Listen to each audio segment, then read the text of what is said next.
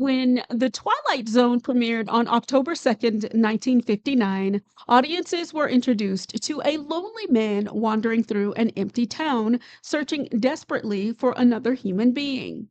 That man was played by Earl Holliman.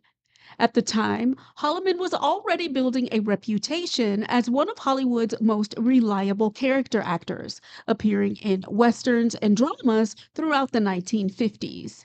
In 1956, he won a Golden Globe for his performance in The Rainmaker and later became familiar to television audiences as Sergeant Bill Crowley on the hit police drama Police Woman.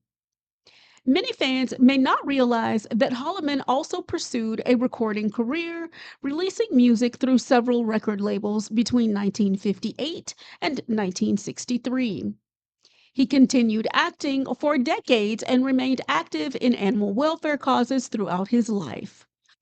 Earl Holliman passed away in November 2024 at the age of 96. The episode also featured James Gregory as the General.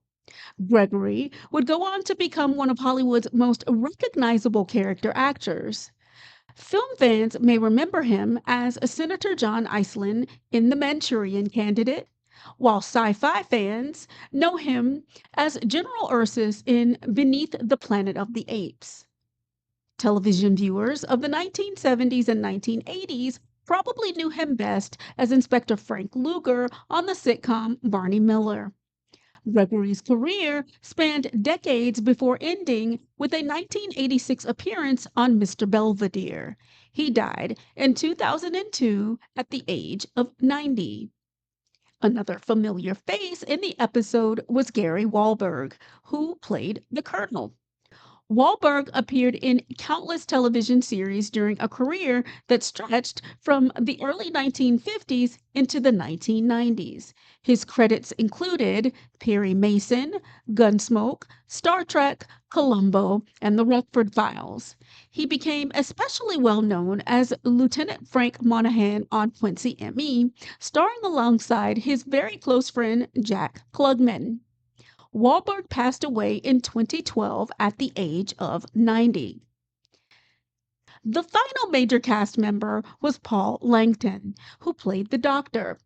Although he appeared in numerous films and television programs, Langton became best known for portraying Leslie Harrington on the primetime soap opera Peyton Place. The role finally brought him a level of stardom that had eluded him throughout much of his career. After leaving the series, health problems eventually forced him into retirement. Paul Langton died in 1980 at the age of 66. What's remarkable is that the very first episode of The Twilight Zone assembled a cast filled with actors who would go on to become familiar faces across some of television's most iconic shows. More than 60 years later, Where Is Everybody remains not only a classic sci fi story, but also a fascinating snapshot of performers whose careers helped define the golden age of television.